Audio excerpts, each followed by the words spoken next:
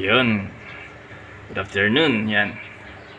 Pinamigay pala to ng DA kahapon. So, sino na ba ang nakagamit ng ganitong product? Adaboost at BioEns. Yan, mga biofertilizer sila. So, hindi pa kami nakakagamit nito. So, sino kaya yung nakagamit na nito sa inyo?